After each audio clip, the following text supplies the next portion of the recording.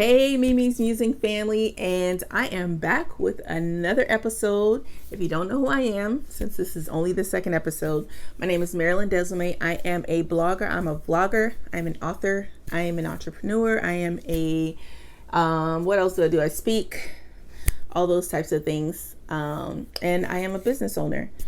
And so I'd love it if you like the content on the channel so far, if you would subscribe below, if you would share the channel on your Twitter, on your Instagram, on your Facebook, on your Snapchat, on whatever you use for social media.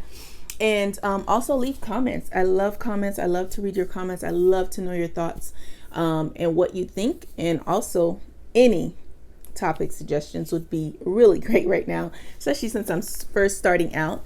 But yeah, today I want to talk to you about dating a narcissist. So once upon a time, I dated a guy who was a full-blown narcissist. I didn't even know what a narcissist was at that time. I just happened to run across this article, I think it was about 3 or 4 years ago. And it described a narcissist. And I was like, oh my gosh, I was dating a narcissist. And basically just the characteristics of narcissists, they're like habitual liars. Like they just lie for no reason. And this man lied for no reason. Okay.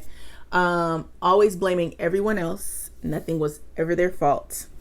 And just all these other different things they talked about. And I was like, oh my gosh, that was me. I was in a relationship with a narcissist, and it talked about how being in a relationship with a narcissist basically literally will ruin just who you are as a person. Like you start to doubt yourself, doubt your abilities, doubt if you're good enough, if you're pretty enough. And that was all those things. And so being in that relationship just taught me so many things. And I think it carried on. I was talking to my mentor last night. And she talks about maybe that's why I'm so like, when men like try to like make me feel dumb or say things that seem like they're trying to put me down, I'm real quick to be like, nope, don't talk to me like that. Don't say that to me. Don't make me feel like that. And if I don't say that, then I just cut them off. I don't talk to them anymore. And so, but if there's somebody I value their relationship or their friendship, then of course I say, hey, I didn't like how that, you said that to me and that didn't make me feel good, whatever. And so I do that, especially when I value the relationship. But if I don't, cut you off and don't even care. Now that's not good. That is not a characteristic of the Lord. Okay. I'm working on it. However, but yeah, I believe it's one of those reasons why I've been so quick to, defend myself, which is something that God has been speaking to me about. Defending myself. That's another video. Okay. He's been teaching me himself as a defender, as the person who stands up for me, as the person who advocates on my behalf. And that's been such a sweet place to be in, when you allow God to defend you and when you allow God to be the person that stands up for you, especially when you're someone like me. I feel like I'm going to cry.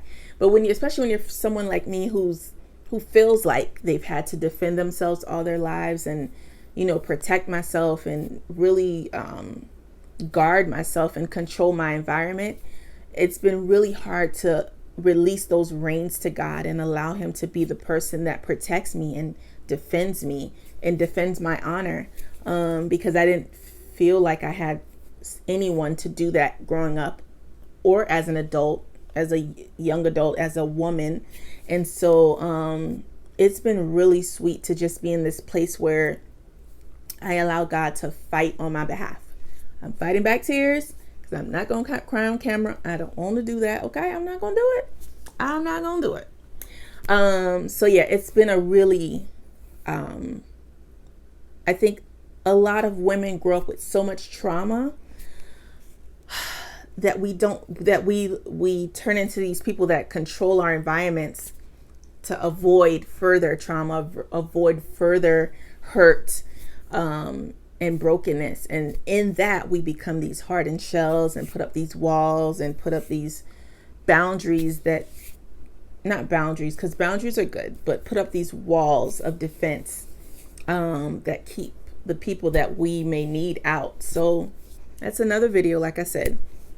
But today we're talking about dealing with a narcissist. So in coming to realize that I was dealing with a narcissist, there was just so many red flags that I ignored. I mean, clean ignored. Like, dude, I mean, I think the Lord was waving that red flag like, hello, can you not see any of this? The very first thing when dealing with a narcissist is those type of men, what they do is they want to start off with making you feel sorry for them. So what they do is they tell you a sob story about how my mama didn't love me, my daddy didn't love me, my brother beat me up, everybody hated me, my life was terrible. Oh my gosh, feel sorry for me, please. And you're like, oh my gosh, I gotta love him because nobody loved him. Let me be the rescue person. Don't be the rescue person. He don't need rescue. He need Jesus and deliverance. Okay, that's the gist of it. He doesn't need you to love him or fix him or protect him or none of those other things which you think you need. And so the first thing is telling you a sob story and disarming you emotionally. So when someone tells you a sob story, you feel sorry for them and you let your emotional guards down. That was number one. Number two was crossing and ignoring boundaries. I remember very vividly, I came to visit the city that he was in because I went to the University of Florida. So my school was playing a championship game. And I came to visit and I ended up leaving my friends and going with him because we were dating long distance at that point, about a month and a half or so. And I left with him, went with him. I think we went to get food. And then we ended up going to his house, which was his dad's house where he lived. And he totally ignored like my boundaries in terms of physical boundaries. And just like, I mean, at one point I remember myself saying, I was like, okay, so are you going to rape me? And I think that kind of clicked in his head and he like stopped trying to like force things to happen. And so that should have been another red flag, was him trying to cross those boundaries and me saying, no, like, I don't want to. And so that was another thing. Disarming you emotionally, crossing boundaries and not respecting boundaries.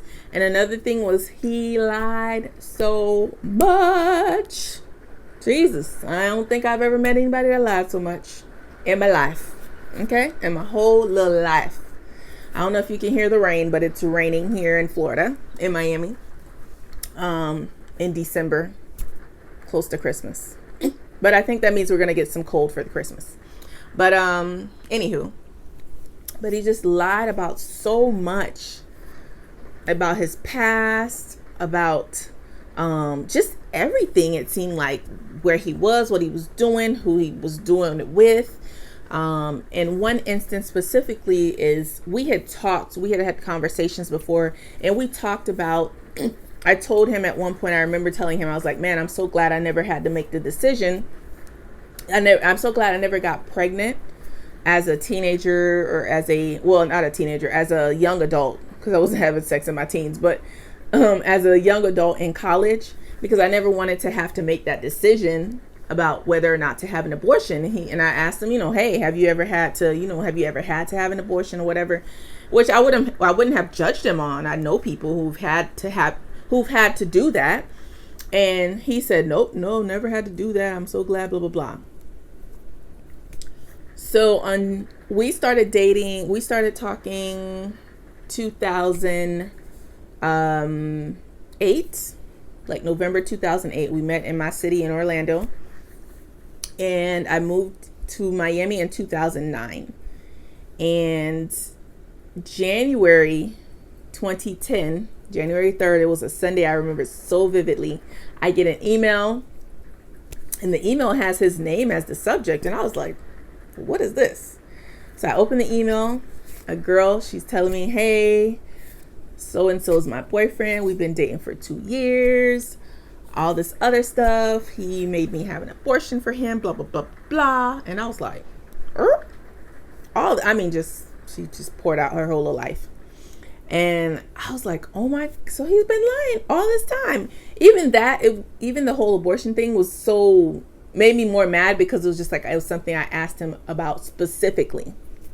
And so the lying, the cheating, like literally I felt like he was living, like people who are narcissists literally live like double lives. Like they're one person in certain scenarios, and then they're another person. They're able to like literally, like they're chameleons. Like they're literally able to switch their personality to match whatever situation they're in.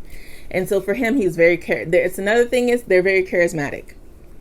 You will meet narcissists and people love them. Love, love, love. Everybody. Love, love, love. Come, hug, hug, hug, hug. And meanwhile, he is a jerk from hell behind closed doors. Okay? And so that's what I experienced. Someone who was so charismatic in public and with people, and everywhere you go, people love him. He's able to strike up conversations with any type of stranger, whatever, like just great personality. But behind closed doors, they're mean, they're judgmental, they're rude, they're just very dismissive about your feelings, about how you feel about things, about what you think about things. And another thing was the put downs, which I didn't realize because they were so subtle. I'm someone that people know, like the way that I keep my house and my apartments like spotless, just because that's how I was raised. My mother raised us to keep very clean homes. And so I remember he made a comment a few times, like, you're so messy. And I was like, me messy? Like, who are you talking to? You, like, he had to been thinking about somebody else because it was not me. But the thing was, when I get undressed in the bathroom, because I always get undressed in the bathroom, usually before, I take a shower, I put my clothes on the toilet, on top of the toilet. I close the bowl, put the clothes on top. And so sometimes I'll leave them there until if I'm going to put them in the hamper, or if it's jeans, I'll rehang my jeans because I'm going to wear them again. And for him, the times where he was at my place, he was like, you're so messy. You always leave your clothes in the bathroom. And I was like, what? So I really started to think like, maybe I'm messy. And I was like, what? No. And then there was a time where I was working out because I was, feeling like I was like gaining a few pounds. And I started working back out, and I was like, yeah, I've been working out, trying to get back in shape. He was like, oh, where? Like, literally, like, I don't see none of the results you're talking about. And that made me feel so, and I literally stopped working out because I was like, maybe there are no results. What's the point? Like, it was just those little things, little comments about my hair, just those things that literally chipped away at my confidence. And that's another thing. Narcissists literally like chip away at your confidence. Anything that they think that they can tear you down with, that's what they do. And so in dating a narcissist, I literally felt unworthy. I felt like with no confidence. I entered that relationship very confident, very sure of who I was as a woman, what I brought to the table in a relationship. And in that relationship, I literally felt like I was torn down limb by limb, like just tear me apart limb by limb. And the person I was, and, and that confidence that I had in myself. And so if I could advise any woman, when you're going into a relationship, the red flags are important. So important. That was the last long-term relationship that I was in. I had a relationship briefly after that, that ended. But with that relationship, I realize now that it affected how I saw myself those past 10 years. We haven't been together in, 2010. So about 9 years. So the past 9 years or so, it affected how I saw myself. I didn't feel as confident. I didn't feel as beautiful. I didn't feel as, and I know that I'm beautiful. I know that I have great qualities. I know that I'm a good woman. But it's like when you date someone that makes you feel like nothing about you is right, you carry that into other relationships. You carry that insecurity into other relationships. And I started to question the things that I said, the things that I did, because, I consider myself a low-key, very high-key weirdo. I just do things different. I'm just myself. I'm nerdy. I'm quirky. I tell corny jokes. Like, that's just who I am. But when somebody makes you feel like that's wrong, those things about you are wrong, you doubt yourself, and then you hold back and you don't talk and you don't say the things that you normally just spurt out, because that's just how I am. I mean, you know, my friends have called me a black blonde because I kind of sort of talk before I think, you know, although I'm smart, intelligent, but you know, there are times where before my mouth moves, before my brain can, you know, process what I'm about to say, and then it comes out weird. So what? The people that love you don't care. But when someone is bent on tearing you down, or making you like tear you down and make you feel like you're not that great, or you're not, you know, things about you aren't that great, they nitpick at everything. And so for me, that was just like, I'm just so glad that God got me out of the relationship. I remember specifically, I had watched an episode or an interview, I think, with Whitney Houston, and she said she was finally able to have the courage to leave Bobby Brown when she prayed a very simple prayer. She said, God, if you give me the chance to leave, I'll never come back. And I took that thing and I said, God, if you open the door for me to leave, because it was back and forth. I would stop talking to him for a couple months, not answer his calls, and we'd be right back, like back and forth for almost 2 years. And so it was like this, you know, serious soul tie. And so I told God, if you give me the chance to leave and leave for good, I will never go back to him, ever. And even when I left, when I had made up in my mind, I didn't even tell him this is gonna be the last time. When I left out of his place that last time, I knew in my heart, I said, I'm done. Because I had a question in my head I was going to ask. I asked the question. He gave the answer that I didn't want to hear. And I said, if he says this, I'm done. And he said it. So I was done. And so I walked out of his place, and I knew that I would never talk to him again. I would never be with him again. I would never have a relationship with him again. And so you have to get to that place where you love yourself enough that you leave. If you're dating a narcissist, if you've dated someone who's literally lied to you, who puts you down, who chips away at your confidence, who says things to you that are mean, and they know they're mean, and they constantly try to put you down, don't stay. Leave. Know your worth. I thank God that I left when I did, because there was so much on the other side of that relationship that I wasn't experiencing, because I was with someone who just made me feel like I wasn't nothing. I wasn't that great. And like, I'm great. Like, I'm awesome. Like, I'm a prize. And I didn't feel like that with that guy.